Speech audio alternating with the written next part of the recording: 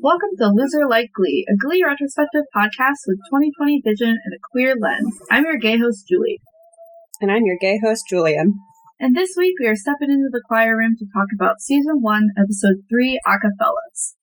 Julian, how did you enjoy the third episode of Glee? I thought it was pretty fun. I liked it way better than Episode 2. Yeah. It's got some good emotional moments. Thumbs up from me. Wow, a thumbs up.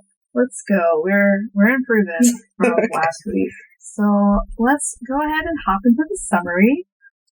We open with Will and Terry having dinner with Will's parents.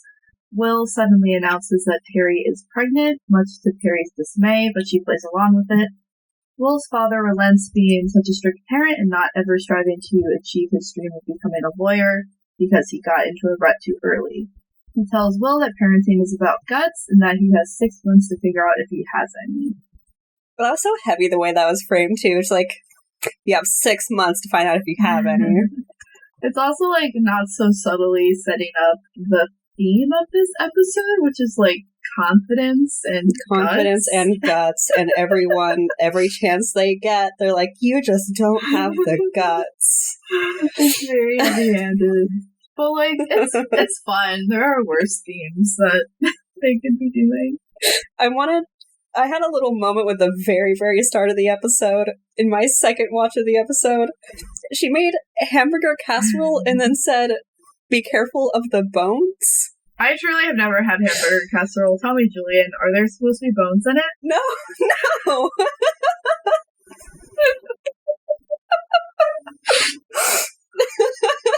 No, there's not. Unless you, like, cooked a person or something. Oh, I gotcha. You could have cooked with a chicken, but that's not a hamburger.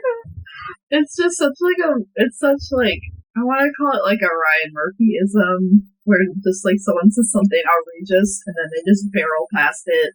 Like, you don't even have time to like absorb the joke, really. I feel like Terry does that all the time. Yeah, that's she why says I love the most her. ridiculous thing. Go ahead.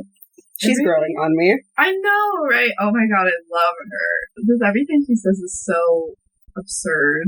I'm obsessed with it. Anyway, but the scene between Will and his dad is actually like kind of heavy, and like they play the nice piano music, and it's like dark. Maybe a little bit. It's just a father to his son wanting his son to do better than he did. I don't care a lot for that very like masculine man father to son. You're supposed to learn this from your father, be a man kind of thing. I don't care about that. But still the family bonding is sweet.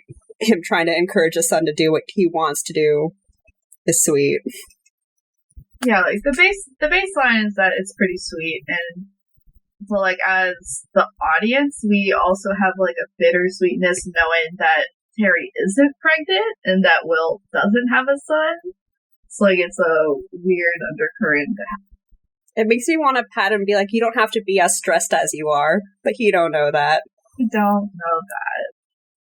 Hindsight 2020. So our next scene is in the choir room. Glee Club is practicing a new dance routine. Rachel expresses her concern over the style of choreography, which we get a flashback of Quinn and Santana planting the seed of the criticism. Rachel insists that they need to hire the famous choreographer Dakota Stanley in order to win, and when Will denies the request, Quinn brings up the fact that Will never performed after high school. That's so rude. It's very brutal. Like the way she said it too. She just had such an intentionally jabbing at him tone. Mm-hmm. Like, they're not wrong. Like, he isn't a trained choreographer. He didn't try to perform after high school. So, like, the baseline is true. It's just, mean. It's just mean. True, but mean. True, but mean. But I also like that this introduces the plot of the Cheerios kind of starting to interfere with the Glee Club by kind of making Rachel think that this is her idea. And we'll see this something like that episode. There's something about the Cheerios that really get me. They're very smart. And I've also come to notice, this is unrelated, are they ever wearing anything aside from their cheerleading uniform? So this is part of the world building, where if you're a jock, you're like always wearing your jacket, and then if you're a Cheerio, you're always wearing the uniform, unless you're like not a Cheerio anymore. When they're just trapped to that uniform forever. I think literally the first time we see Quinn out of it is like when she's at home, like in normal clothes. But like if you're at school, you're in the uniform. That's not right. What do you mean it's not right? Because then you always see like 3 Cheerios marching together, like in and out of school in the uniform, and they feel like robots. I think that's exactly what they're trying to evoke. They're Sue's little army. Sue's little army. And the army has to have a uniform. I guess so. I love it. I think it's so funny. If only we still sold Cheerios uniforms at Party City. Oh my god. Because they sure did during the height of everything. That's so funny. It is funny. That's pretty much it for that scene. So we cut to Emma's guidance counselor's office, where Will confesses that he never even tried to perform after high school because he didn't have the guts, and that the baby is making him really nervous. He hopes that there isn't any awkwardness between them, which Emma denies in the most awkward way possible. And she says that there's nothing sexier in a man than confidence, to which Will laughs awkwardly. Laughing awkwardly is kind of just how that whole scene felt to me. It's very awkward. It's kind of uncomfortable. It feels nothing like the classroom scene from last episode, where they were just like vibing so hard. It's like a complete 180. Well, because she got that weird reality check from Ken. Yeah. And now she's dating Ken, and she obviously hates it. But she's trying, I guess. She is trying. Not much on the Will Emma front this episode. No. Just a lot of her being like, well, I'm with Ken. Regret. That'll come back later. But we get Guts mentioned for like the 3rd time in the first 3 minutes. Yeah. And this kind of sets into motion like Will trying to be fulfilled by something outside of Glee Club, I guess. Yeah. Because he felt kind of basically kicked out by Glee Club, with Rachel being like, you know, we need someone better than you. Yeah. You suck at dancing. And then all the Cheerios being like, you never even tried anyway. Yeah, it's just awkward. It's so awkward. I don't like it. I didn't think it was that bad. The way that she's like doing anything else but looking at him, I'm like, oof, I've like been there. Too close. Anyway, my favorite character, Sandy Ryerson, is back in the teacher's lounge, which surprises Will. Sandy says that he's there to support Henri, the woodshop teacher, as he returns from surgery. Henri steps into the room and we see that he has cut both his thumbs off in a shop accident because he was high on cough syrup. I can't say the sentence and not laugh. Terry was supposed to bring a cake, but instead she sends Howard bamboo with it. The cake says 2 thumbs up, has big fondant hands on top of it. It's very tacky. I hate it. It's very bad. The boys eat in silence, which, while Henri clearly struggles to hold his fork, Will complains about Rachel's comment that he can't dance, and the others join in with their own frustrations until Henri kills the mood by saying, "I don't have thumbs," and then starting to cry. Sandy starts to sing for "He's a Jolly Good Fellow," and Will and Ken join in, harmonizing. Will comments that they sound pretty good together. It's like so hard not to laugh during that whole scene. It's like awkward, but in a much funnier way than the previous scene. It's just so unfortunate. Yeah. This poor guy lost his thumbs, and he gets a giant cake of 2 thumbs up. It's so funny. His struggle that he can't hold a fork, so he just goes in face first to eat the thumb, while everyone's watching him silently and nodding along. I hate it. It's absolutely brutal. It's just horrific. Yeah, but then they sadly sing for "He's a Jolly Good Fellow" and decide it's good. Like, actually, they're kind of good. Like, it's pretty good. It's not, like, super, like, auto-tuned like a lot of the stuff in the show is. And it's just, like, a kind of genuine, like, trying to cheer up this poor, sad dude moment. It's, like, kind of sweet. Do you not think it's my sweet, conflicting Julian? feelings? I guess they tried. How would you cheer up your friend that lost both his thumbs? Not give him a cake of thumbs. And I don't know, that little song they did it seemed pretty weak and sad in my opinion. Those are fair points. What do you think about Sandy Ryerson being back for this episode? I think he's funny, but I don't like him. Because he's definitely a creep. They all acknowledge he's a creep.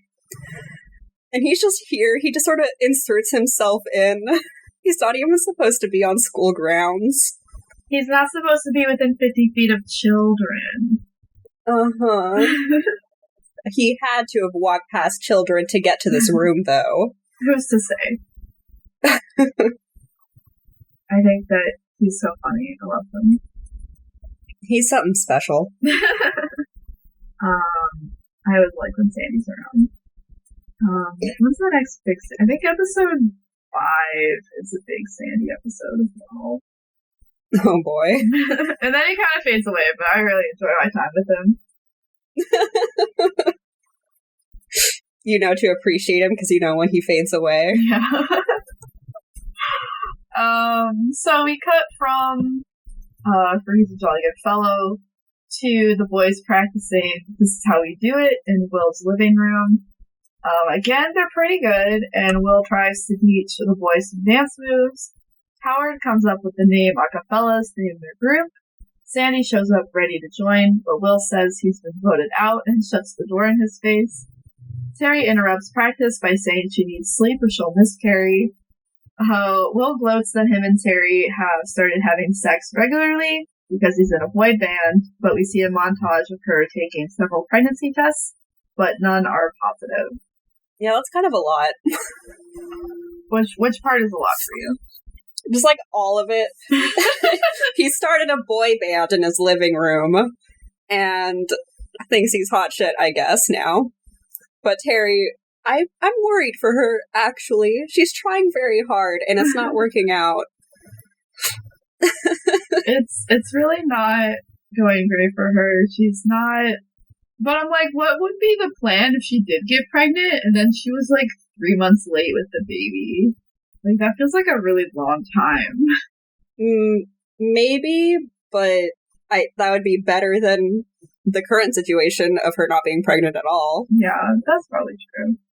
I think it'd be easier to brush off 3 months than non-existence. I just really like how, like, the sex is, like, portrayed with, like, feet running around under the blankets. Stupid. It's really dumb. I love it.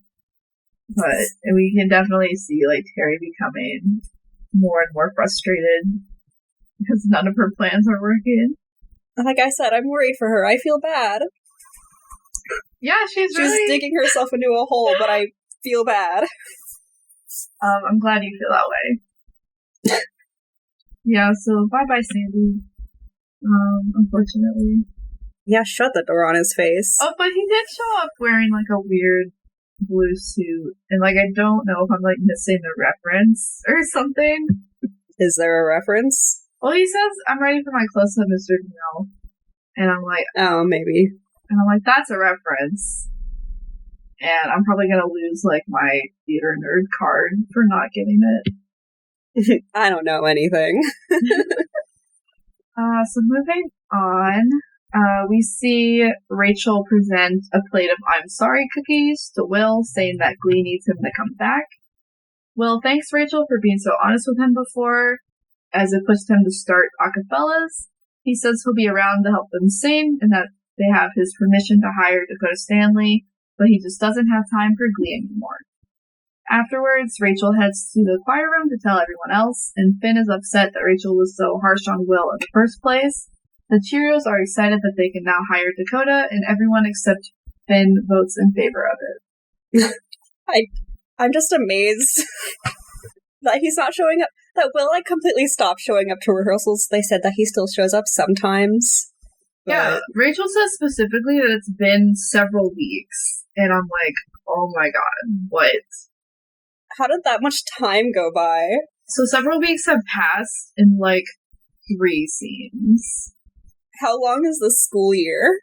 I don't know why they did this. Like, it's so weird to have, like, this much time skipping around, but, like, I only remember it being like this in the first couple episodes. After a certain point, they get into, like, this groove of, like, alright, this week we're gonna learn about Michael Jackson, and then they do that, and then next week they're like, oh, remember last week when we did Michael Jackson? Well, this week we're doing songs about bunnies. Like it definitely becomes, like, more... They go in a week by week. So, like, all this time skipping right is now. So weird. It is. That's so much. Like, you haven't shown up to practice in several weeks. You missed 6 rehearsals. It's like, he's supposed to be the teacher for that class or club. And I also can never figure out, like, when Glee is. Because sometimes it's a class, and sometimes it's an after-school club. It's whatever it wants to be. I'm just like, if there's 6 rehearsals in a few weeks, that probably means meeting, like, twice a week. But then, once they get into, like, this weekly groove, it's like they meet every day for a class. And it's, like, never addressed. So it's very confusing. Because it's not about the rest of the school. It's only about the Glee Club. That's all they go to school for, is the club. The club and Cheerios and football. That's it. That's it. No classes. Absolutely not. Absolutely not. I would really like to taste a Rachel Berry I'm Sorry cookie. She just said it's a sugar cookie. Yeah, but they look so good, and they have, like, it's pink frosting. Oh, it's so cute. You can make them yourself, probably. Didn't you just make cookies earlier? I bought a pre-made chocolate chip cookie roll from the grocery store, and I put it on a baking sheet. You can buy pre-made sugar cookies and put some pink frosting on them. Oh my god, Julian. It's not the cookie. It's it being baked by someone as a symbol of their remorse. And then... If that makes it taste better, then I guess. Of course it makes it taste better. Obviously. Someone's remorse, how delicious. Exactly, you get it. Anyway, the scene also sets up the core Rachel and Finn conflict that we get through the episode and also in the next scene. So, oh yeah, Finn is an upset lad. He's having a bad time. He looks like sad in most scenes this episode. He doesn't want to be here. So in the next scene, we are in the weird outdoor hallway set that I don't like. Oh. You got some feelings there. I have some feelings. So Finn confronts Rachel about what happened in the club. He asks if she's really mad about him not wanting a choreographer, if she's mad about their kiss in the auditorium last episode. Rachel confesses that she knows that the kiss was real and that Finn has feeling for her, but he doesn't have the guts to admit it, and that they're going to hire Dakota. Finn asks if she would still hire him if it meant Finn quitting the club, to which she says yes. Oh, that good old guts moment again. Another guts. Who isn't having a guts problem? I mean, the Cheerios seem fine. But, okay, like, but are they? Because the ending? Like, we'll get to that. Oh, yeah, I guess. So it definitely feels like it's, like, strung through the whole... I kind of like... This is such a common thing with Glee, is that everyone's kind of dealing with the same problem in different ways. Mm-hmm. And I feel like they really thread it together nicely, except for when they all are using the same keyword, guts. Like, that's the only time it feels kind of cheesy. You just don't have the guts. It's very silly. They say that line, like, 5 times. Yeah. But, I don't... So, like, about the set, I really don't...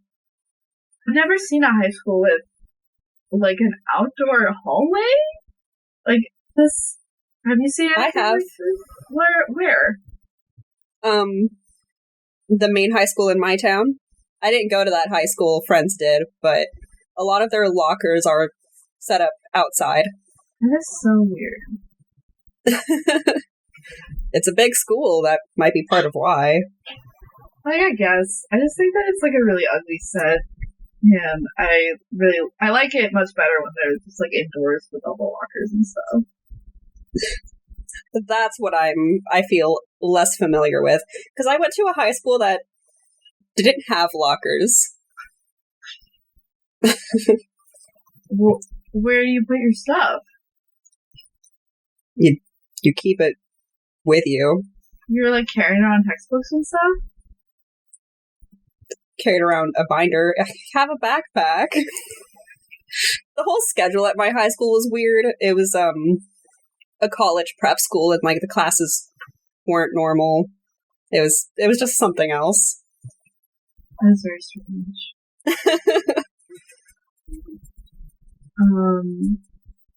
Anyway, Glee. Sorry, tangent about the high school I went to. Tangent about high school. What do you think about Finn's ultimatum here? About quitting the club? Mm-hmm. Well, he obviously hates it.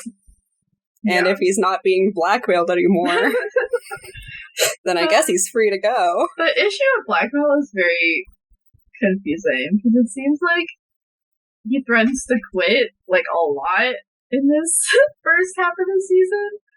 But, like, the issue of blackmail never comes up again. And I'm like... They just forgot about it. Like, literally, like, the show glosses over it immediately. Like, it's never brought up again. It's just, like, a crazy, inciting incident. I guess because he decided he genuinely likes the club, despite all of his fuss, the blackmail doesn't really matter anymore. Yeah. Which is, like, sweet in its own way. Yeah. But just the second something happens that he's like, I don't like it, I'm gonna quit. I mean, if your teacher quits a club and then it becomes, like, student run, like, that's reason enough for me to quit something. I think that's pretty valid. Yeah. So we see Quinn and Santana check in with Sue, and Sue is delighted that Will is no longer showing up to rehearsals. She asks if Dakota Stanley might actually help, but Quinn insists that Dakota will eat the Glee kids alive. Sue is eager to have Glee disbanded so her full budget can be restored, so she can have a fog machine. I love that. She went on this whole, like, weird war story and just ends it in, I need a fog machine. Oh yeah, she said she was on the strike team in the Panama Canal or something. Something like that. It was just, absurd, honestly. Everything she says is like a crazy lie, but like I love it. The thing about her is that she feels like Cards Against Humanity, the person. Oh my god. That's who she is to me. That's going in our trailer. Okay. I think that she's a really fun antagonist, like forcing teenagers to espionage for a Glee club, and like especially like all the trauma that they cause Mercedes, like, oh my god, like for the sake of a fog machine. Like, we sell fog machines at work, they're like $60. Like, just go buy a fog machine. Obviously they don't have that kind of money. I think Sue Sylvester has $60 that she can throw around. She would never. She could sell use her own money. She could sell one tracksuit, and that would be $60 to buy a fog machine. But that's her own money for her own things. Mm-hmm. It's about pride. It's about pride. Exactly. So speaking of Mercedes, Mercedes is in the hallway watching Puck and Santana make out when Kurt comes up next to her to open his locker. She asks if he's ever kissed anyone, to which he replies no, and that as Glee kids they won't get any action. He takes her arm and starts discussing their outfits for the trip to meet Dakota, since they're both interested in fashion. Kurt leaves, and the Cheerios appear behind Mercedes to tell her she should ask Kurt out. Mercedes says that she's not Kurt's type, but the Cheerios encourage her anyway. The thing is, when the Cheerios came up to, like, encourage her, at first that went over my head that was part of their crushing Glee. I was like, okay, weird to help her with whatever's happening here. And then I realized, like an idiot, I was like, oh. You thought they were genuine? Huh? You thought that they were, like, genuinely trying to help her for a second? It's not that I thought they were genuinely trying to help her, but I did still think they were being genuine. It just seemed like such a girl thing, being like, oh, you like this guy, go try. It just seemed normal. What about the Cheerios appearing behind her and scooping her up on each side is normal? I don't know, I'm dumb. It's high school. I really like Kurt's line here about kissing the tender crook of his elbow. She's like, have you kissed anyone before? It's like, yes, if you mean the tender crook of my elbow. While applying a lot of hairspray. Which seemed unnecessary. It's not like his hair is particularly styled. Everything he does is just so, like, peak gay stereotype, but I love it.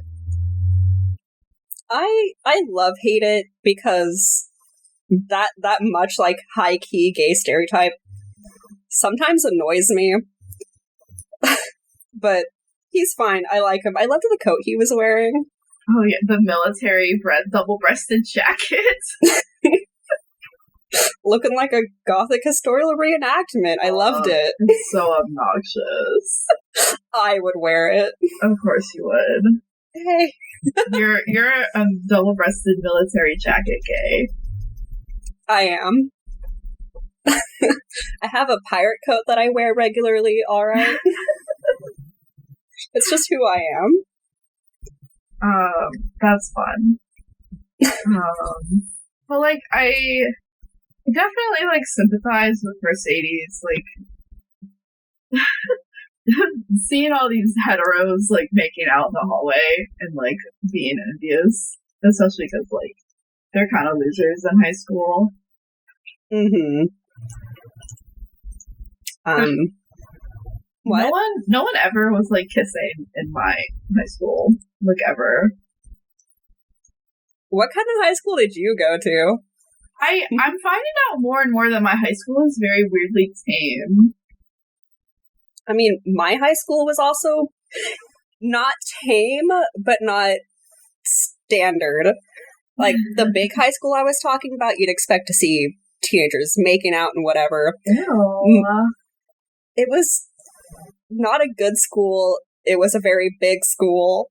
I could go into a story another time about their graduation. It was something. Oh, that would be fun to share during the graduation episode. Where I compare my high school's graduation to that graduation. Because my high school was the nerd high school. Oh, no. It was great. It was a really small school. Everyone knew each other, which is less great. But everyone was like a freak in a nerd way. Were they playing Dungeons and Druids in the basement? Sure. Someone, one time, put on a gold Speedo and ran around school to be the Golden Snitch. I hate that. I hate it too, but they did that. Don't like it. They like had a whole getup that was just like a gold skin tight thing. Oh. Disgusting. Yeah. Anyway, now that I have this horrific image in my mind, and we have referenced the cursed topic of Harry Potter, hashtag J.K. Rowling is a turf. Let's move on to Acafellas performing Poison by Belle Biv DeVoe at a bar. I keep looking up all like the original artists for the songs, which like I've never done before, but I just feel like insensitive referencing them as like only Glee songs, because like I've only known them as Glee songs. So every time I look up an artist, they have like a super weird name, and I'm like, what's happening? Most musicians have interesting names because it's how they get noticed. It's how they stand out. That's very true. I definitely will remember this name from now on. So they're performing, and they're pretty good. Emma is clearly staring at Will the whole time, although she says that she's clapping for Ken at the end. Will's parents are selling copies of the Acafellas DVD, which they sell out of, and Will says he finally feels like a star. Will's dad says that he bought a copy for his grandson, which touches Will. Principal Figgins invites the Acafellas to perform at the school's next PTA meeting. I'm just thinking about Figgins specifically inviting this boy band to perform at a PTA meeting.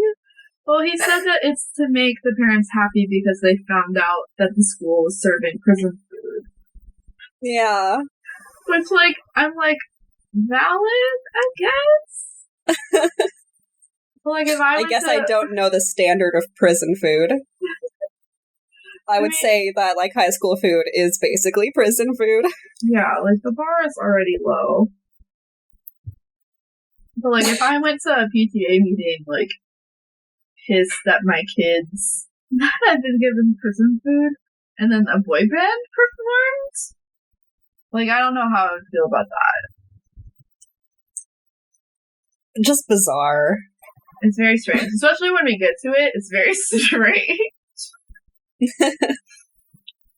Well, like, it's cool that Acafellas got to perform in a bar, and everyone seemed to really like them, and I hope he made good money on all those CDs selling. Yeah, we don't know how much they cost. We know that they sold, like, 17 CDs, and the pictures Which isn't very many, but... Do you know if the pictures, like, referencing something? I don't think I saw what the pictures actually were. It's like the four of them, like, with green shirts on and, like, pink suspenders.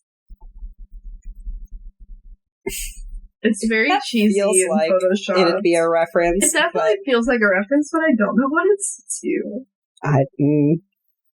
Who's to say? Who's to say? I think the moment that Will's dad has with his son is very cute. Yeah, it seems a lot of his moments with his dad are cute. More questionable moments with mom. Yeah. She is very clearly drunk in the scene, We don't really see like the extent of that until the next time he shows up, but it's like, hey, Will, you might want to talk to your mom about her alcoholism. Something. It is something. It just seems like she's just there being drunk, says something silly like, and I didn't even have to show up my bosoms. And then like, okay, Mom, go get another drink. And she's like, yeah, okay, walks away. And then sweet father-son moment. Yeah, it's just like she has like no depth at all. Meanwhile, his dad is like, has hopes and unfulfilled dreams. And like, they're having like very serious conversations. That's just wild. Despite how in the last episode we heard Will tell that story about how his dad tried to burn the house down. Oh. Do you remember that? I don't. It was in like the first scene with Terry and him trying to like look at the model house. And he's like, yeah, my dad almost burned my house down twice.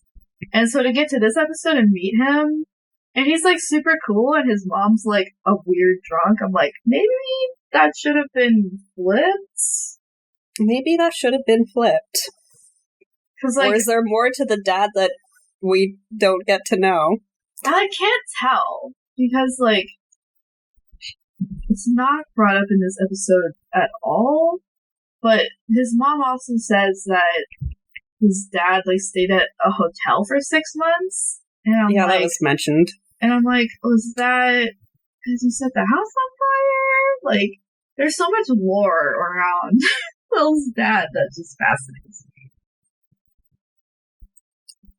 me. It's just a lot. It's an enigma. I'm truly fascinated by it. He's living an entire life off screen. And he doesn't really show up much after this. So some questions will never be answered. So we have Will reading a newspaper review of their performance out to the rest of the Acafellas in the teacher's lounge. I don't know how Howard keeps getting into the teacher's lounge, but he does. He reads the mostly positive review out before stopping as it is right about to negatively critique Howard. Sandy comes in claiming that Josh Groban is going to be coming to the PTA meeting thanks to Sandy's invite, but is only interested in them if Sandy is in the band. Will declines letting him in again, but Sandy insists that Josh Groban is looking for an opening act for his tour, so Will has to think about it. Julian, do you know who Josh Groban is? No. I feel like he's a very 2009 celebrity. Are you going to yell that line at me for not knowing who he is? I don't, because I feel like if it's not in the context of the episode, it's very mean. But it does make me laugh every time. Well, you have the context now. Who is Josh Groban? Kill yourself. Really, though, who is he? Okay, I've looked up. Ooh, he looks so much different now. He's 40 years old. He's known for his unusually dusky baritone voice. Okay.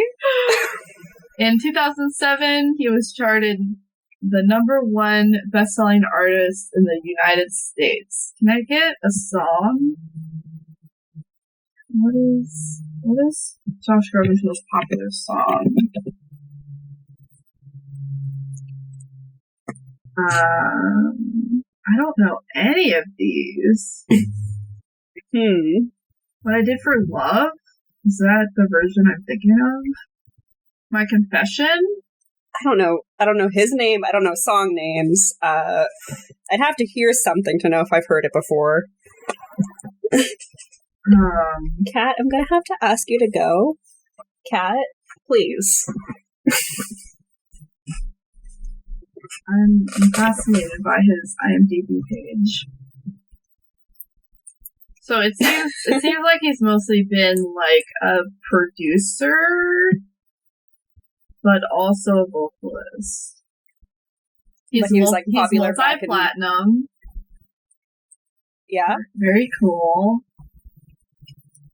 Good for him. Good for him. Like, he's not, like, someone that I know, but I know that when he was, like, on the show, my mom was, like, super excited about it. She was like, oh my god, they, like, actually got Josh Groban. Funny. He's, like, the first really big celeb that they get. And then we see, they slowly get more and more people. And we get a couple big hitters in this season. Good for Glee. Good for Glee. I really enjoy every time they have, like, a guest star that I know. Like, the Neil Patrick Harris episode is one of my favorites. Oh, boy. I love him. I'm looking forward to that. It's I believe, episode 18 of season 1. So it's not that far. We're on episode 3. Yeah, but it's not season 4, episode 20. Like, it's close in I guess. Oh my god. Now wait until you see Gwyneth Paltrow. Tell me you know who Gwyneth Paltrow is. What's wrong with you? What's wrong with you? You don't know Gwyneth Paltrow? You know Gwyneth Paltrow.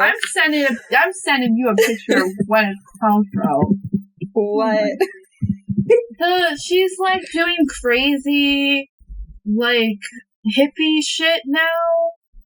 That sounds like my kind of person. Oh no! Stop!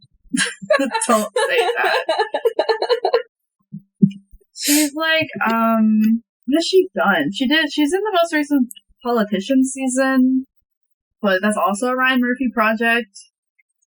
What has she been in? She's been in things. I know that she's been in things. I only know her from Glee, and from her doing crazy shit on the internet. Oh, she's in Iron Man? She's fucking Pepper Potts. Oh. Good for her. I just don't know names. I don't know anyone's names. Julian. Julian, you're killing me. I live in a small little bubble, and I'm very content in my small little bubble, alright? Uh-huh. Oh, what a journey we just went on. So we'll revisit our Gwyneth Paltrow discussion during the season 2, I suppose. But for now, this is like, Josh Groban is like our first big celeb on Glee. Good for him. Good for Glee. Good for Glee. Okay. Let me put away all my browser windows of Gwyneth Paltrow and Josh Groban. You are welcome. Thank you for the education. Yeah, see, we got there. You know Iron Man. Of course I know Iron Man. Okay, so the Glee Club arrives outside Vocal Adrenaline's auditorium, with Mercedes worried about looking like a band of misfits. Kurt encourages her, saying that they've just had more time to practice, but Mercedes reads too much into it, taking his arm. Tina and Rachel notice Mercedes' crush and look worried, but the Cheerios nod encouragingly at her. 2 Vocal Adrenaline members are outside, one is throwing up, pushed to exhaustion from rehearsal. The club sneaks in to watch the performance of Mercy by Duffy, with intense choreography, after which Dakota Stanley proclaims for them to get off his stage. The Glee Club follows Dakota outside to ask him to choreograph for him, but he says his fee is $8,000, which the club doesn't have. I want to say it like really hit me with looking at the 2 girls from Vocal Adrenaline outside like a wreck. Yeah. And I missed it the first time when I had to rewatch it. And like, no, he's a monster. And then pan over to them singing the Mercy song when I realized they're literally singing for help. Yeah, it's so good. Something that always sticks out to me in this scene is like the one girl saying to the other girl, like, you can't leave for any reason, and that includes Crohn's disease. And I'm like, I have that. It's so weird. It's so weird to hear like the name of my disease in such like a weird context because like people will get like Crohn's disease cards to like prove that they can like go to the bathroom at any time, and like I've never been like bad enough to like have to get a card, but like hearing that just makes me like so visceral. Like, oh, you can't go to the bathroom whenever you want. That's horrible. Well, she needed to throw up, and she wasn't supposed to be able to leave for that either. The other girl had a neck brace on. Like, she shouldn't be there at all. It's so funny. It's a good, like, tone setter for the Dakota Stanley scene later. Of, like, this dude is brutal. Yeah, they really made that clear. What do you think about the Kurt Mercedes stuff at the front here?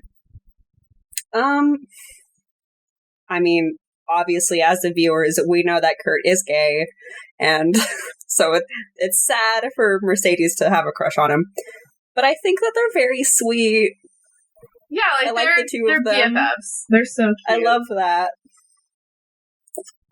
It's just like, I just remember like in the last episode, they were like arguing with each other about like their clothes, and then this episode they're like vibing really hard. Good for them. They came to an understanding. They definitely become like the established like best friends of the choir room. I'm glad. It's very sweet.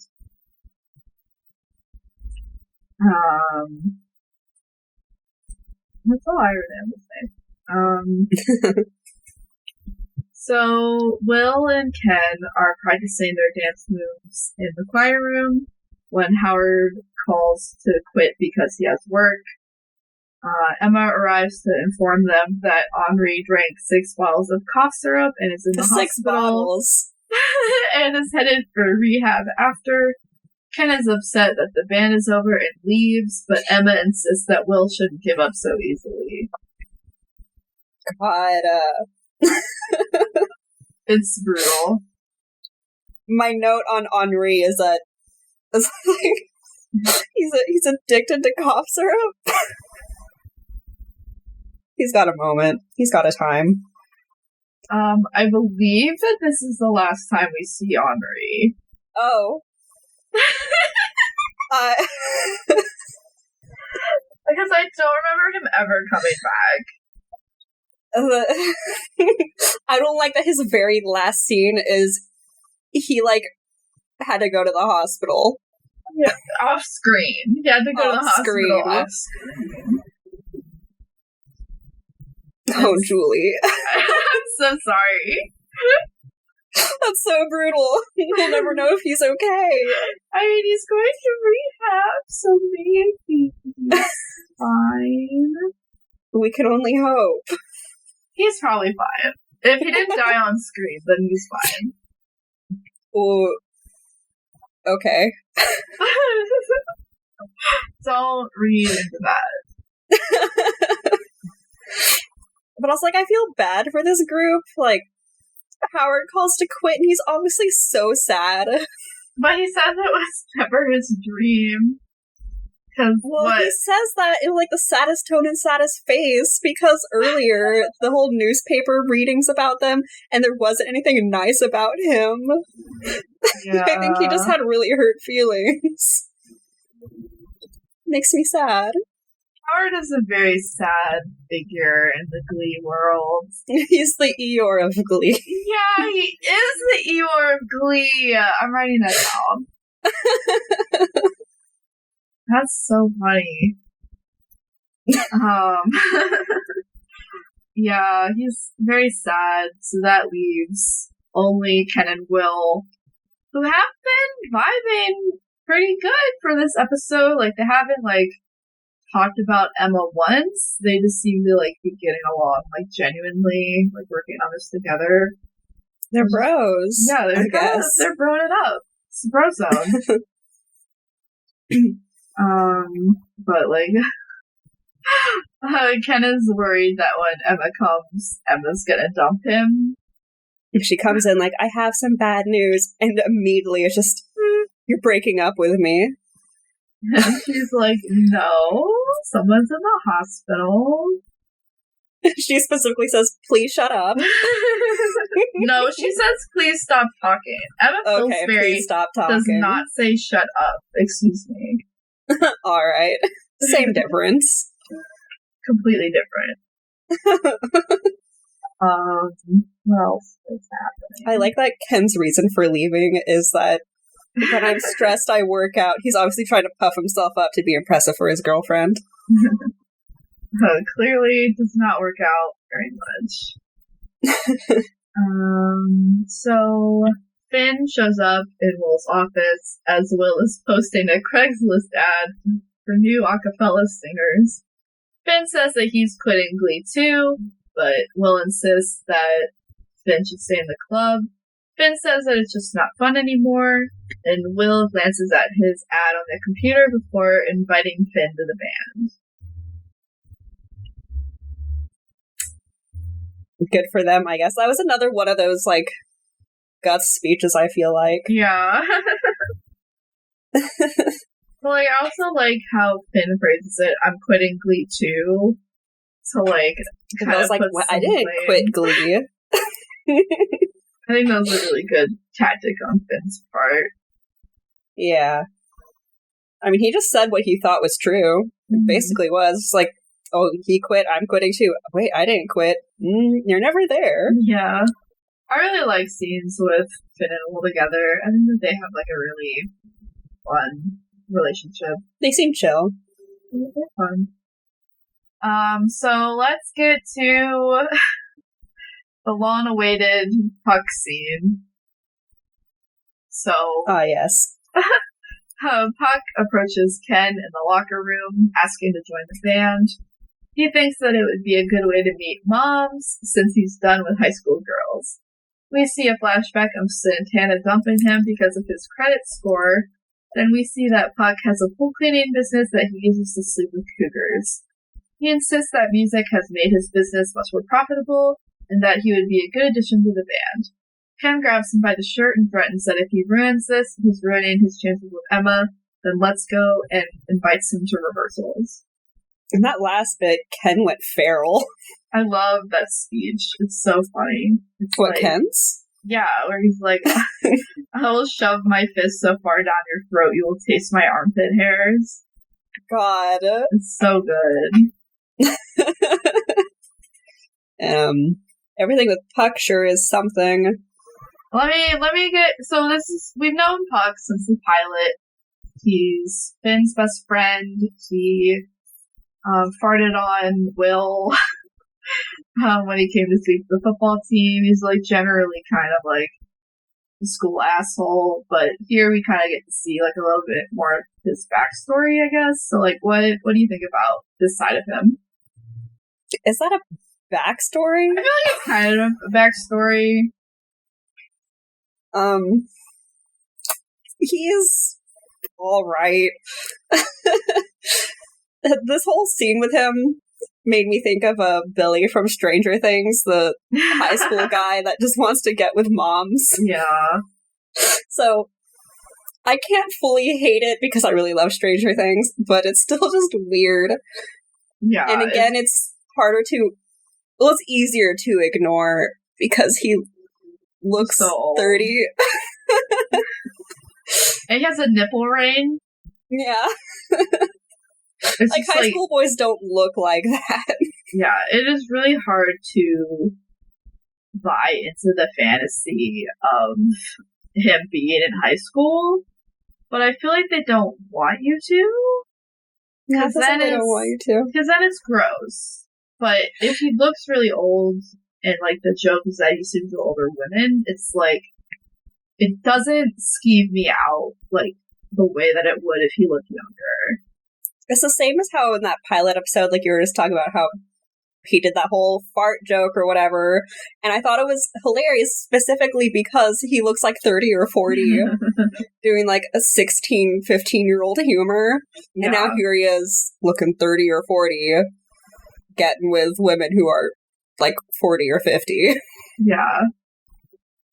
It's definitely really strange, but like they keep everyone's ages really ambiguous until season 3, which I think it was like very smart move on their part. So like if you go into this season thinking that like Puck's a senior, like it's like kind of more fine to be like, oh, he's probably 18. But no, like most of the cast is 16, and then like absolutely not. A couple of them, like Artie and Tina, I think are supposed to be 15. There is no way that any of these people are 16 years old. It's definitely not like possible. It's definitely. I feel like it is like a conscious choice to have it be more funny and less gross. And then not to bring up Riverdale again, but it definitely feels way more grosser when Riverdale does it because of the like, they do look younger. They don't look too much younger, but it definitely feels like more serious. Most of them look younger. Yeah, and it's definitely I would argue about like 2 of them.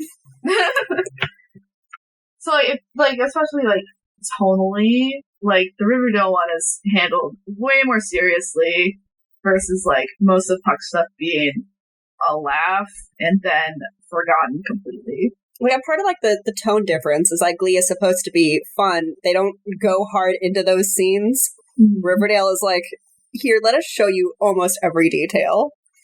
There's so much underage sex in Riverdale. It's like, guys, uncomfortable. I don't need Betty to put the wig on. I don't need it. I don't want it. Anyway, this isn't about Riverdale. Anyway, I would love to talk about Riverdale. Please subscribe so we can start a Patreon. So I guess talk about Riverdale. Oh my god. What? Okay, so this also sets up the very long running Puck and Santana relationship that kind of goes through season 1. Oh yeah. So like we hear like Puck talking about like looking up her skirt in the previous episode, and so in this episode they're kind of dating, but then she dumps him, and then they kind of like go on and off again like through the whole season. Why does she bother? I think it's like how Rachel was saying that like, oh, we're the 2 leads, we should just end up together. Like I feel like the society that this world is in, where the football players should date the hot cheerleader, and that's just like how things are supposed to be. Like I feel like that's what it's kind of referencing. I guess, but why does she even bother? Well, it looks like she's not bothering anymore because she's not right now. But also, like, I don't even know what a credit score is. Still, really. It's how good you are with your credit card. Do you have a credit card? I don't know. I think I do. You think you do? I think I do. But I think it's something that high schoolers don't worry about, so I don't know why she fussed at him about a credit score. That's a very adult concern. Yeah, it's another kind of very adult joke. But I'm also like, would a 16-year-old have a credit score? They can. I did. Oh. I've had a credit card for a very long time and I'm very good with it, but it's not about that. It's just usually you don't get that sort of thing until you're an adult because you don't need it until you're an adult. You need a good credit score to be able to buy a home or a car or something because it shows you're responsible with money. Which, as we will see, Puck is not. So, I think it's fine. I'm fine with the running plot line of Puck sleeping with older women, just because it's like so high fantasy to me that it doesn't make me feel gross. What is high fantasy to you? Like, it's just like there's nothing realistic about it. Like, he has an above ground pool cleaning business women invite him into their homes to unclog their drains. Like, it's just so silly and deary. You're right. I know, right? You're right. Thank you for agreeing with my very correct assumption. So then we cut to the practice. So Finn and Puck are practicing their dance moves with Will, but Finn is having trouble doing the steps. Puck grows frustrated with Finn and pushes him, but Will tells them both to relax and loosen up, telling them it's like swinging a baseball bat. It works, and Finn can finally get into the dance moves, and he calls Will a good teacher. Nice. He gets to be called a good teacher. He gets to be called a good teacher. We definitely get a lot of Will is a good teacher propaganda in season 1, I feel like. Uh-oh. It seemed pretty back and forth so far. Yeah. It's definitely like Finn calls Will a good teacher, but Will is also not coming to club and actively not teaching the Glee Club anything. Like, this is for his boy band. The point is to show that even though the students weren't on his side, he is good at the job. I suppose. I just like seeing Finn and Puck hang out. So I think they're funny. They're just bros. They're just bros.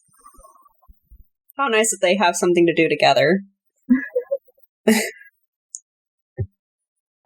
So Tina and Rachel warn Mercedes about her crush on Kurt, saying that he's gay and can't return her feelings. Mercedes denies this, saying that just because he wears nice clothes doesn't make him gay.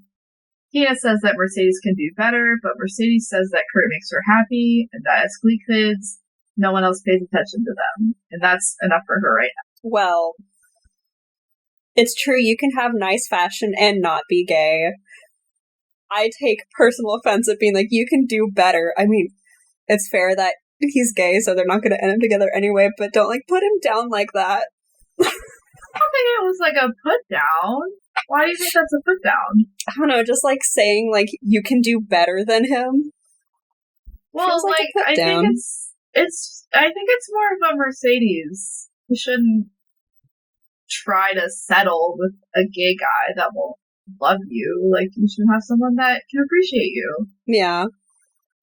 I don't read it as like a Kurt burn at all. I'll try not to. I'm just like and I know that we're the Kurt defense squad over here, but I don't think there was anything really malicious about it. I suppose. I also would love to see the corset that Rachel mentions Kurt wearing the second period. He was wearing a corset. I want to see it too. I want to see it so bad. Bet it was a great outfit. I don't remember if we ever see him in a corset. I don't think so. This is more of just like them being good friends, even though he wasn't in the scene. Like, just Mercedes' support of him. Yeah, is very nice. They're really sweet. I like them. But like, I also like really sympathize with like Mercedes feeling so alone that she feels like she has to settle. But like, girl, you're like 16, baby. Yeah. You don't need that right now. I'm drinking my water. I'll drink my water too. Water break. I'll put it in the timestamp.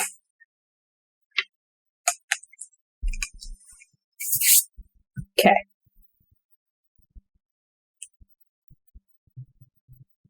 So, Sue has lent her Cheerios to help with the Glee Club fundraiser for the choreographer, which is a car wash.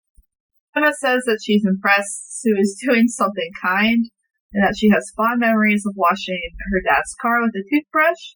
Sue says that she's impressed with how Emma uses her mental illness to help kids, leaving Emma speechless. I really like this scene. It's something. I just realized, and I was like shocked, that they could have done the car wash song and they didn't. That's like lame. It's lame, but it was such like a good opportunity. Did I do car wash? Let me look it up. Like, who doesn't do the working at the car wash song when you're working at the car wash? I do not ever sing the song Car Wash. Darn. I think that's like too cheesy. And I feel like Glee's pretty cheesy though. There's disco cheesy, and then there's writing an entire scene and plotline just to get one song. What's the difference? I feel like it comes down to like the vibe. Like, we'll get to it in a second, but like the song Mercedes sings is like wholly constructed. I think it's my favorite one. Like for like the reason they did a car wash was so they could be near the car. Like the reason the cheers are dressed like this, or so they can be background performers. Like everything is like so set up for the song and this moment. And it really paid off, I have to say. And like a slight spoiler, but there is a character that I am convinced that they named Jessie in order to sing Jessie's Girl. Like, I will not have anyone try to tell me that that's not what they did. So, like, stuff like this happens all the time. I just feel like the song Car Wash is so lame that, like, it doesn't make me go, hell yeah. I mean, that's valid. I was just like, missed opportunity, though. Or maybe they couldn't get the rights to it. We'll never know. We'll never know. What do you think about the Sue and Emma exchange? I can't get over Emma talking about how in school she got all A's, and the reward from her dad was to wash the car. It's very sad. Like, she's obviously very happy about it, but what kind of reward is spending your weekend washing the car with a toothbrush? When you meet her parents, it definitely makes a little more sense. Unfortunately. Okay. Something to be excited for. But like, I really like Sue's dig at me. Like, she really said that. It's just so brutal, and like, clearly Emma doesn't consider it a mental illness right now. And so yeah, she just like stared blankly. She's like, "What do you mean? Like, I'm just clean." Like how she explained it to Will, and like, they don't have like a ton of scenes together, but I really like them playing off each other. I think it's really fun. Emma and Sue. Mm-hmm. They're like kind of opposites. Yeah, in a way. Like how in the pilot, how Emma immediately picks a fight with Sue in their first scene together. Like, I wish we had more stuff like that. Yeah. You said then that Emma doesn't really do that kind of thing very often, and I can tell. Yeah, because she gets totally walked over in this scene. Like, yeah. There's none of that fight in the pilot. She just sort of smiles and nods. But, like, what do you do? What do you say to something like that? I don't know. I would smile and nod, too. So let's get into the meat of the car wash scene, which is Mercedes and Kurt are cleaning Kurt's car as they talk about their after-school plans to see The Sound of Music. Mercedes asks if they can make it official that they're dating, to which Kurt looks confused and says that he's in love with someone else. We see Kurt looking over at Finn, but Rachel cuts into the frame, leaving Mercedes to assume he means Rachel. Kurt nervously confirms that he loves Rachel before Mercedes grabs a rock and throws it through Kurt's windshield as Bust Your Windows by Jasmine Sullivan starts to play. Mercedes and the rest of the Cheerios do A cool dance number around Kurt's busted car while he looks on horrified. All of the Cheerios are in like bikini tops with like their usual skirts. They do like breakdancing and shit. Oh, it's great. It's pretty good. And the scene ends with Mercedes coming back down to reality and storming off, leaving Kurt really upset. Yeah, I really love that whole song. I love that whole moment. I thought the way that they broke away into it was silly, but I can vibe with it. Very silly, and it's like, because like every time I watch this scene, I'm like, why are they wearing clothes like this?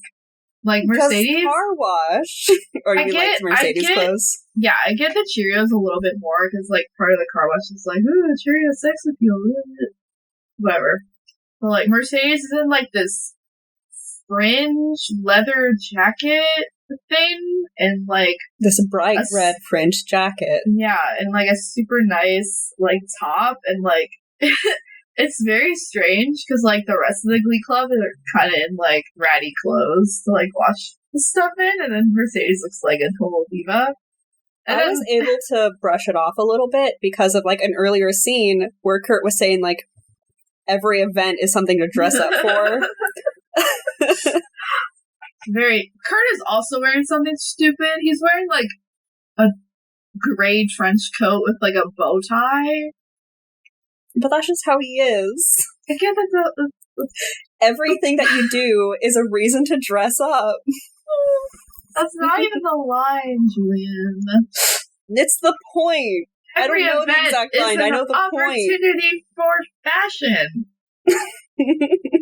I've watched these episodes too many times. You can't expect me, who's watched them like once, to know what they say. Twice. Watch them twice.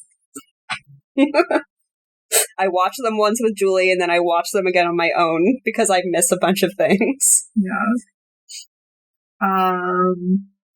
So anyway, so like half of the dance number is like in the parking lot, and the other half is like on the auditorium stage, I guess, with like the car like being beat to hell by like Cheerios with crowbars. It's just, I love it. It's very silly. It's like a really big number. I think it's like one of our first like really big numbers. It's not even like actually happening. Yeah, it's definitely non-diegetic, but it's very fun. It's very silly when the music kicks in and they're just like staring at each other, and then Mercedes walks away and starts singing. Leaving him to just like be frozen staring at his broken car. He just is in the background the whole time staring at it. Like, I mean, what I liked about that, what that was supposed to like imply was like time froze so that she can go and do this dance number, and then she went back and then time started again. No, he's moving around. Okay, maybe a little bit, but like that's what it felt like it was supposed to be, and I liked it. It's very fun. It's very fun. This episode's pretty fun. Mm-hmm. Like, there's not too much heavy stuff going on. Yeah, so pretty much about own it on iTunes, 10 out of 10. So next we get the fateful hiring of Dakota Stanley. Somehow, the car wash raised $8,000 in order to have Dakota Stanley arrive in the choir room. I wish it was that easy to get $8,000. I know. I'm like, oh my god. Especially when funding becomes an issue for them again. I'm just like, can y'all do a car wash again? That's for later.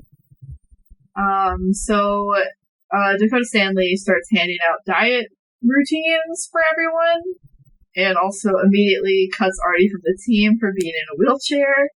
He praises the Cheerios for being physically perfect while pointing out the flaws of everyone else's appearance. When Finn starts to get angry, Dakota accuses the group of not being confident enough to hear the truth, and that they would rather have someone lie to them. Everyone except Rachel and the Cheerios start to storm out, except Rachel asks them to wait. She explains that even famous people have been called misfits at some point, like her hero Barbara Streisand, and that they'll beat Vocal Adrenaline because they're different and not because they're good dancers. Finn is grinning wildly at her the whole time, agreeing with what she's saying. She was very motivational. I think it's a cute speech. Yeah. I really liked specifically just, we're different and that's what makes us special. Mm-hmm. I just think it's really sweet. I love that kind of thing. That's definitely the core theme of the show. So I'm glad that hits your button. Well, that's what gets me about Rachel, like some of the things she said in the pilot episode. Just sometimes she says things like that, and I'm just like, I love you, thank you. I really like this is the first mention of her connection to Barbara Streisand, which becomes like a pretty big theme for her later on. With like, do you know that Rachel's Jewish? No. Okay. Hello. So this is like the first mention of that as well, because Dakota calls her Yentl. Oh. So it's not like super mentioned until later, but Rachel's very Jewish and wants you to know that she's Jewish.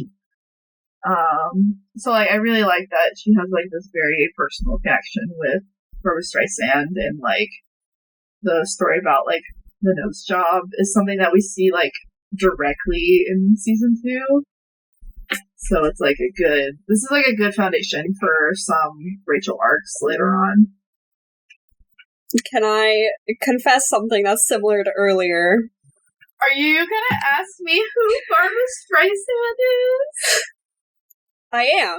Oh no! It's a name I've heard before, but I don't know much about her. No, Julian. I have this thing where, like, I don't connect things, right? Like, maybe I've seen something she's done or heard a song she's sung, and I recognize her name, but I don't know anything about her. Barbara Streisand. She's an EGOT winner. That's impressive. A what winner? So an EGOT means that she's won Emmy, Grammy, Oscar, and Tony. Oh, wow. Yeah. Good for her. What are you doing, Barbara? She was in Funny Girl. That's like a big thing. She was in Hello Dolly in the 60s. One of the versions of Star is Born. Like, I didn't super know who she was until I watched Glee. Is that how it's going to keep being? Is that you're going to be surprised I don't know who someone is, and you're going to say, I didn't know who they were until Glee. Yeah, I feel like that's going to continue to happen. Because I was baby when I watched this. You're not baby. Well. Like I said, I have my own little bubble. So anyway, she's very famous. She's very famous, like, Broadway musical.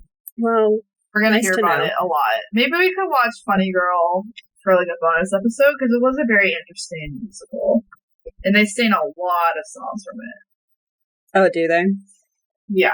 There's one that makes me cry, like, every time. I have to shoo away the cat again. If you get him to meow into the microphone, we'll get, like, a lot of viewership. He wouldn't. No. Not unless he yells at me from a distance. Alright. So what are we talking about? Oh, we like Rachel. Who Barbara was. We like Rachel's speech. Is there anything else that we want to talk about from the Dakota Stanley scene? I think it's hilarious that he hands out, like, dietary restrictions to everyone. It's all weird stuff. Like, Mercedes was just coffee. Yeah. What kind of diet is just coffee? Well, Rachel gets smelt, which is a freshwater fish. okay. What gets me is, like, he hands that out. He says some harsh things. Everyone gets sad and tries to leave. Rachel motivates them, and then they fire him. And I'm like, what a waste of $8,000. It is such a waste of $8,000. This guy did nothing. I guess he gave them a dietary routine that had to take at least like an hour.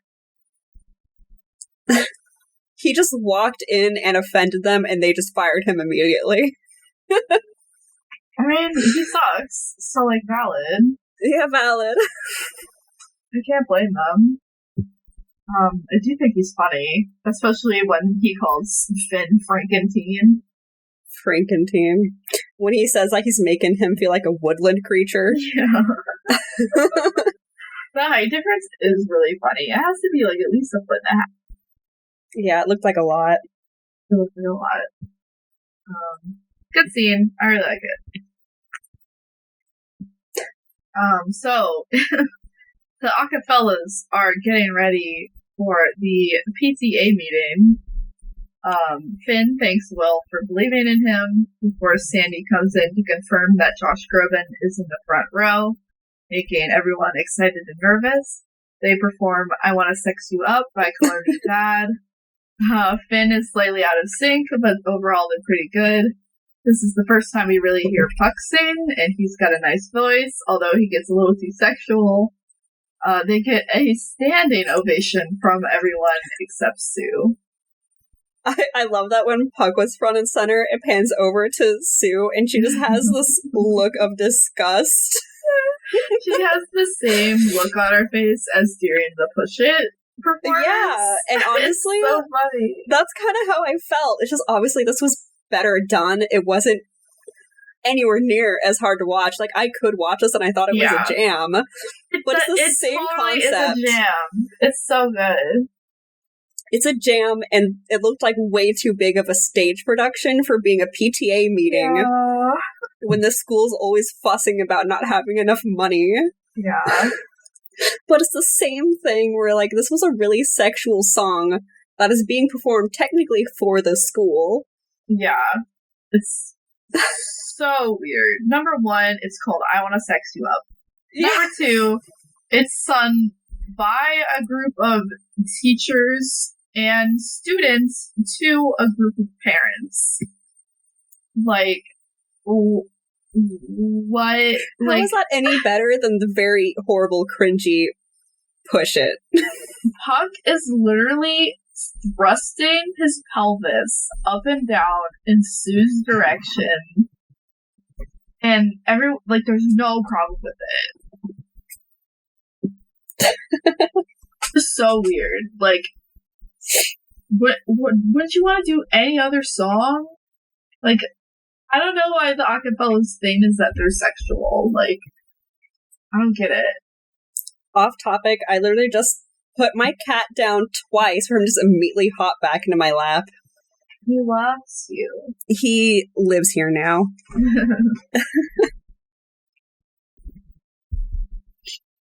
But, it was a good song, too sexual, way too big of a stage production for this school. You're gonna have to not critique that. I'm critiquing it.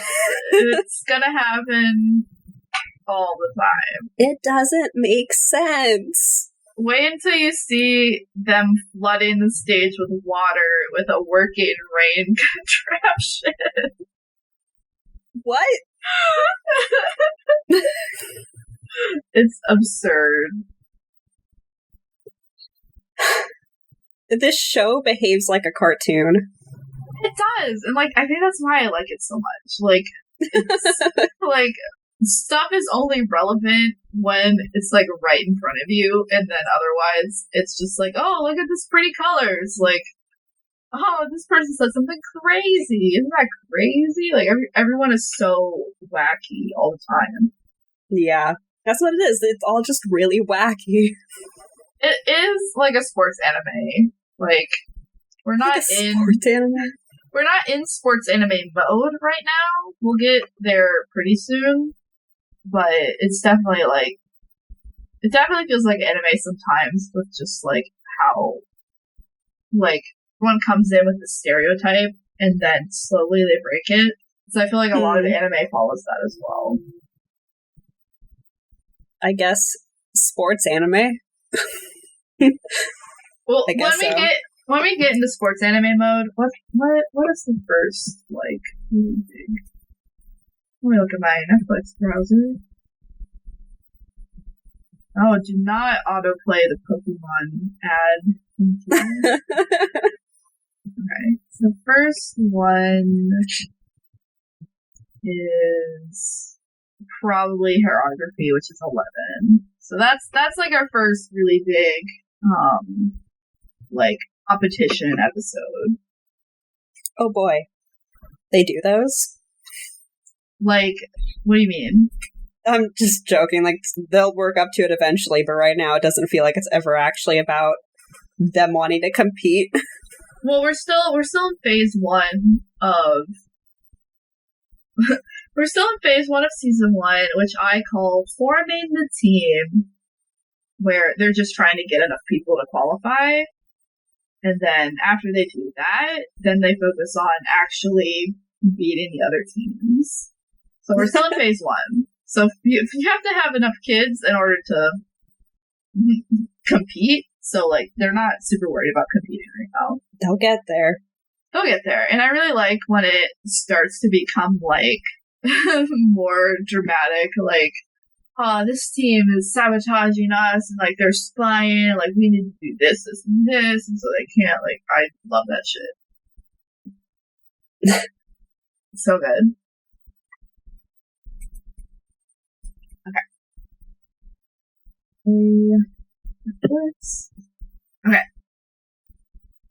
So Josh Groban appears backstage as the Acafellas are changing out of their costumes.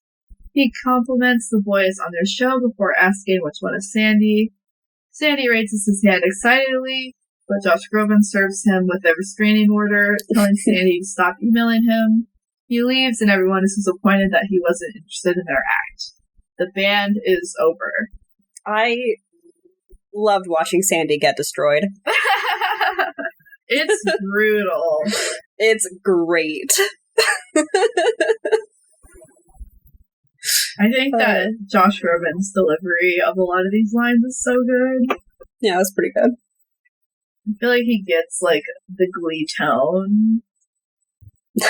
Yeah? Yeah, like, stop sending me new photos, stop sending me locks of your hair, stop calling me, I don't know how you got my number, I don't know how you got my number again after I changed it, like, it's he good. Was reasonably very upset. Yeah. This whole time, Sandy was like, you guys will only make it with me here because I'm friends with him. Just for Josh Groban to walk in and be like, hey, stalker, stop. Please stop. It was really sad to watch, like, everyone else, like, realize what was happening, though. Like, Will looks so disappointed. I mean, I guess, but Groban did still say, like, you guys were really good. So I feel like if they wanted to try to continue that, they probably could have. Probably, but then it wouldn't be called Glee, it would be called Acapella. Well, maybe that's fine. It's about Acafellas now. I don't think you want that. No, I don't.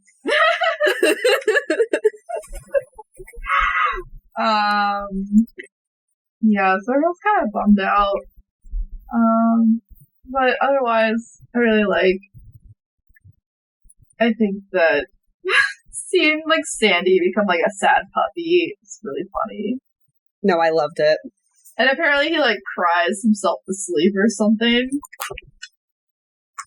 Like, in the backstage area. Oh, no. Probably deserved. I'll let Sandy take that one. I think it's very deserved.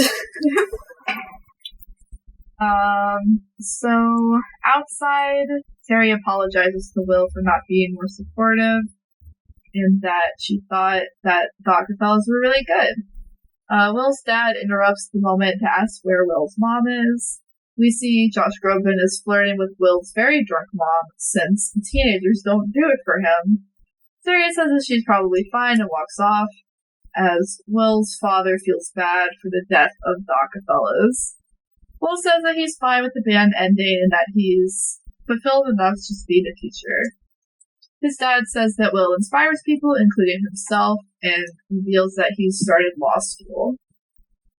Woo, yay for Will's dad. Yay for Will's dad. We love to see it. Concern for Will's mom. The scene isn't resolved at all. Does it not come back later? No. Oh, it felt like they were trying to set something up. It's just ambiguous whether or not she actually does anything with Josh Groban. Oh no. I fully expected that to come back later. Oh, it's just left a mystery. Kat, you're interrupting me.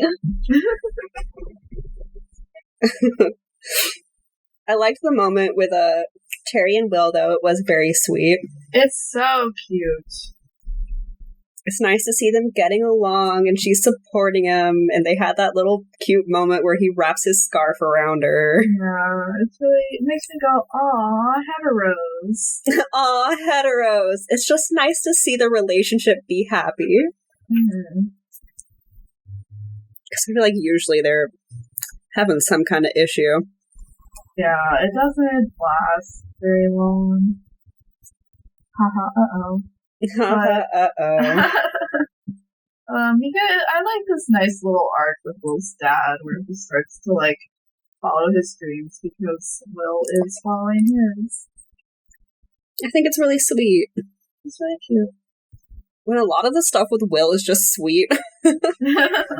Yeah, there is definitely, like, a lot of hate for Will Schuester, especially in the later seasons, but I think that he's, like, a really sympathetic character in season 1. When you fill me with fear?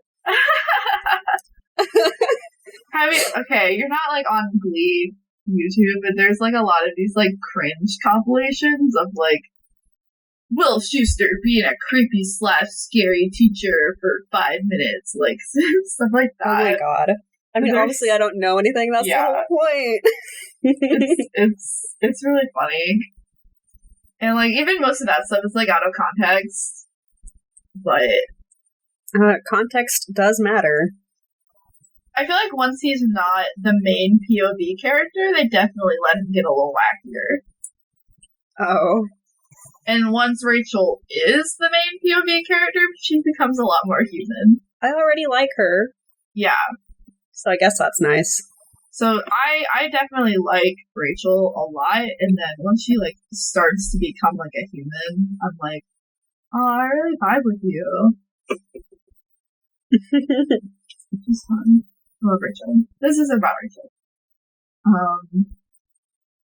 So, in the hallway, Mercedes apologizes to Kurt for smashing his car.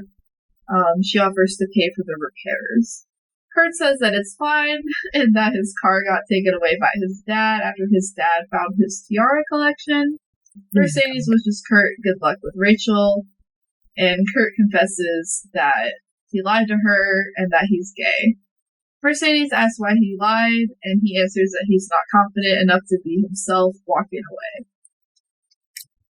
There's a lot of feelings in that scene. I get misty. It makes me really emotional. I really like the heart-to-heart. What it made clear to me about Kurt, because the whole thing here is that this was his first time coming out to anyone. He's like, I never told anyone this before. But he tells her because her feelings are hurt. So he doesn't have any other friends, and he values her feelings more than his own fear. Yeah. And I thought that was sweet. Cute. But I also, like, really sympathize with, like, Kurt being so flamboyant so he doesn't have to tell people. Because that's definitely something that I do. Like, I definitely like wearing all my Pride merch and stuff. So I don't have to, like, say the words, like, I'm gay to people. Like, they'll just see, like, my buttons and be, like, just, like, infer it from that. And so, like, I feel like coming out is a very awkward thing to do. And, like, for Kurt, like, it's working because everyone kind of assumes he's gay already. So, like, I definitely sympathize with, like, that part of the story. I feel a little bad that, like, I can't really relate to him or you about, like, the struggle of coming out, because I am gay and no one questions that, but I don't feel like I wear or do anything to point it out. I just exist as me. Your haircut is very gay. I'm sorry. Thank you. Before that, like a year ago, I had really long, undyed hair. But still, like, I just apparently had lesbian energy. I'm not a lesbian, but I had that energy.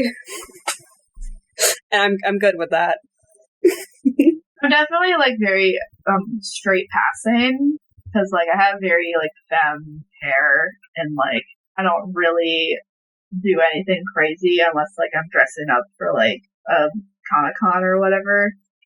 So, like, I enjoy having, like, my little Pride pin on my backpack just to have, like, something. But, like, I also feel like you growing up in, like, California versus me growing up in, like, relatively conservative Tennessee. That's valid, yeah. I feel like that is also, like, a big thing, because at my high school, our GSA posters were, like, ripped from the walls. So I guess I have to bring up again the high school I went to. You remember I talked about someone running around in a skin-tight gold outfit? How it's specifically the nerd school. I think most of the people who went to my high school were gay. Well, isn't that nice? I know, I'm sorry. Not all of us can go to gay nerd high school. Truly, they can't. And I feel like I didn't appreciate it as much as I should have. Yeah, maybe this will give you a little reality check. I'm very lucky that I grew up with a bunch of other gay people. I know. So I definitely, I love Kurt. I love his narrative. And I feel like it's definitely, like, the most genuine parts of Glee. And I feel like that's because, like, Ryan Murphy, like, as a gay man, definitely has, like, things that he wanted to, like, explore with Kurt's character. And I just really like the directions that it goes. It's nice. Love it. Where it also, Kurt's crush on Finn is set up in this episode, which becomes very briefly. Very briefly, yeah. But it becomes, like, a main plot line through season 1. Ooh. So I don't imagine that going well at all. Yeah, it's something. I enjoy watching it. When I'm full of dread. So Sue checks in with Quinn and Santana again, disappointed that Glee survived the Dakota Stanley plan, and that Will is back to teaching. She punishes them by making them smell their own armpits and taking away their tanning privileges. As Quinn leaves, she thanks Sue for teaching her that when you really believe in yourself, you don't have to bring other people down. Which I want to applaud her on that. Yeah, it's like a very interesting Quinn line. It was very powerful. It is very powerful.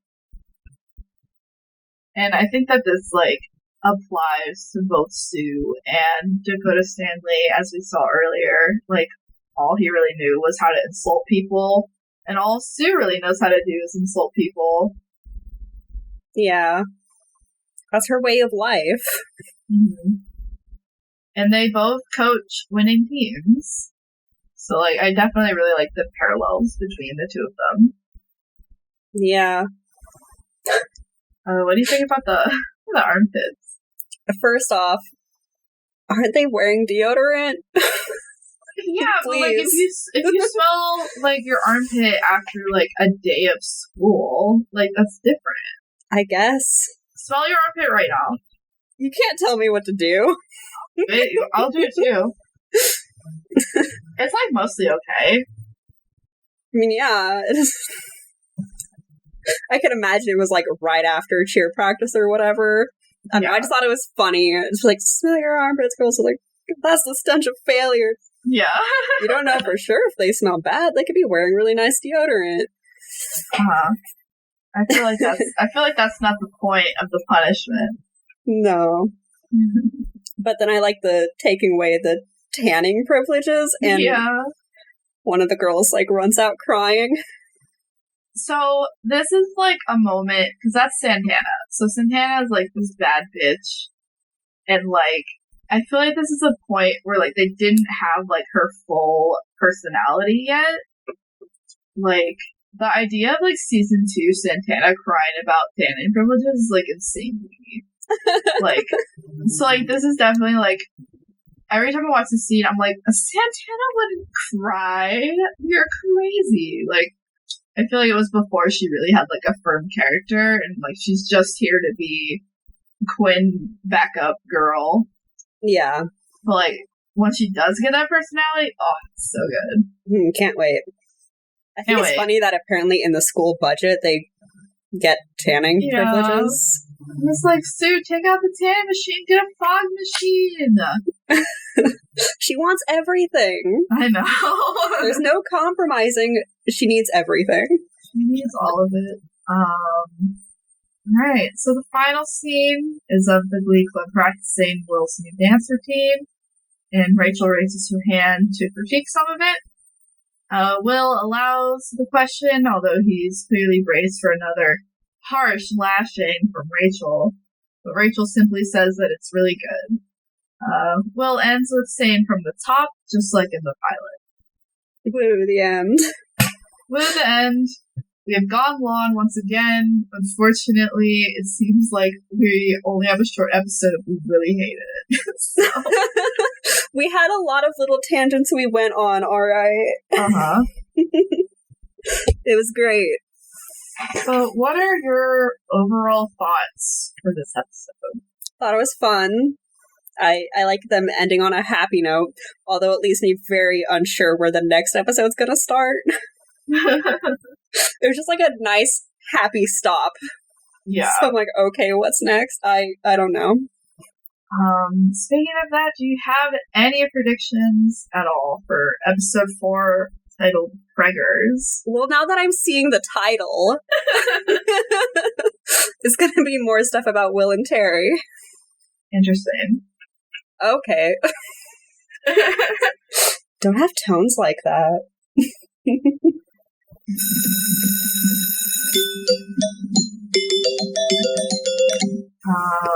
So it is now time to rank the episode. Julian, did you think this episode was better or worse than last week's? Yes. Yeah.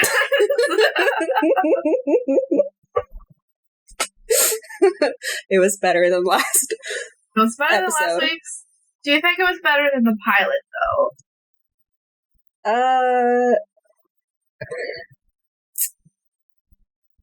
I mean, that's hard to say. I think it was because we're getting to see more about because I like Kurt and I like his whole moment. So yes, absolutely. Oh, very bold Kurt preference. Okay. Well, that was like the most like stuff that really like struck me with the episode. Otherwise, it just seemed like a normal. This is an episode. I feel like we will get a lot of hate if we put Acafellas above the pilot. Oh my god.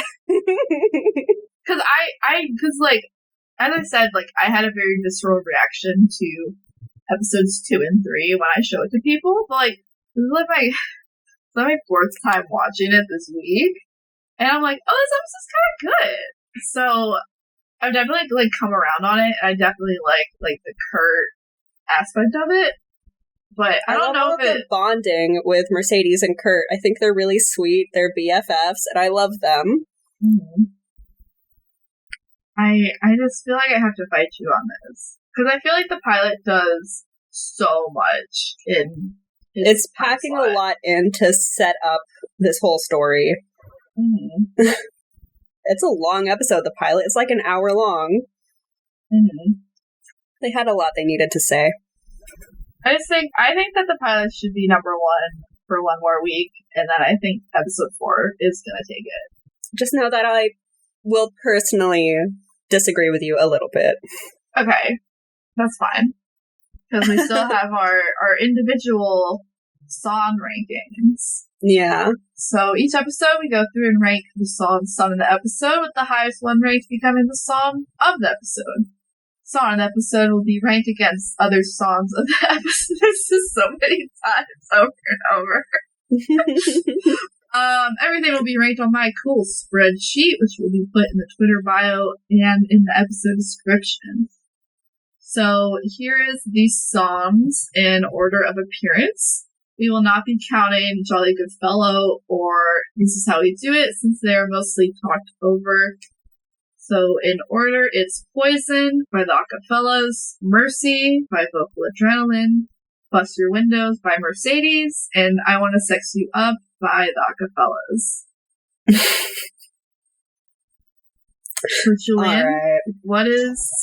I think that we can easily agree on number 1, which is Bust Your Windows. Absolutely, I loved that one a lot. Bust Your Windows is number 1 for me. Okay. I'm a little conflicted on number 2. I'm gonna say it's I Wanna Sex You Up.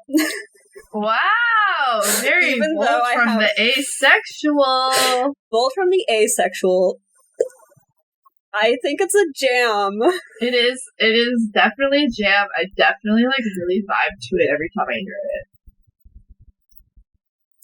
it. I just have a lot of concerns about it story-wise. Yeah, story-wise. PTA meetings. Story-wise, don't like it. Don't like it. Pull it up on YouTube. Go yeah, let's go. You should just know that my asexuality has no say over the music I listen to. Just noted. none. Noted. Okay, so that's 2. I'm gonna say Mercy is my 3rd one. Okay. That feels unsure from me, but it's because it was fun and I thought it was really funny that it was literally a song of them crying out for help. And then Poison was like, okay, they did a good job, but it was fine. Yeah, it's fine. It doesn't... It's like a bop, but it's not as cool as I Wanna Sex You Up. So my ranking was number 1, Bust Your Windows, obviously. Number 2, Mercy, because I love basically every Vocal Adrenaline song. They're pretty good. Number 6, I Wanna Sex You Up is number 3, and number 4 is Poison. So we only disagree on the 2 and the 3. Which is fine. We agree on first place and last place. We've consistently picked the same number 1 and the same number 4. and then we swap number 2 and 3. And if you want to see what I'm talking about, you can look at it on my very cool spreadsheet, which is on our Twitter and in the description. I feel like that's funny. It's like, on our most extreme feelings, we agree. On the sort of oh, it's okay, we don't.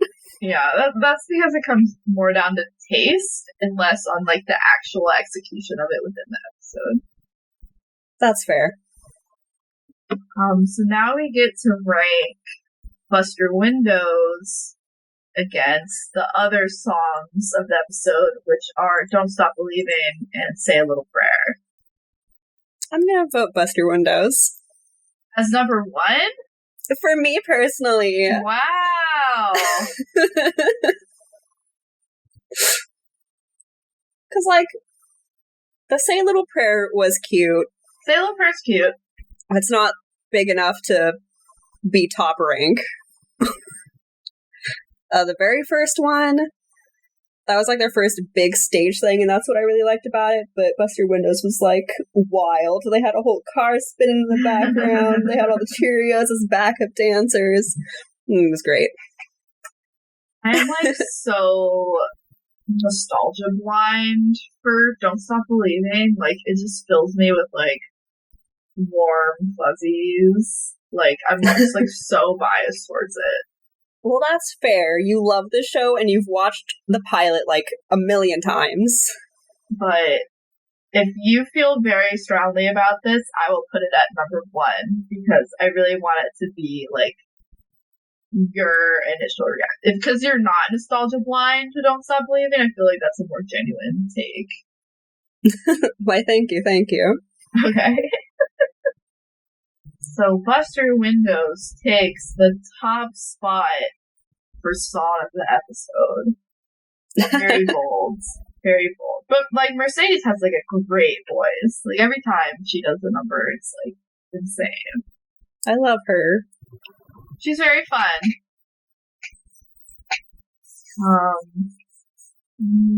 Click back off my spreadsheet to the outro. So thank you for joining us for our 3rd episode. You can email us at loserlikegleepodcast@gmail.com or tweet at us at loserlikegleejj. We would love to hear from you guys about starting Patreon and would appreciate you telling a friend about the show. We are trying to make it accessible even to people who haven't watched Glee. I've been having a lot of fun with editing and stuff. I'm still figuring it out, so please bear with any audio problems. I will eventually figure it out. So Julian, do you have any closing thoughts? I hate you for making me watch this. And your resentment is delicious.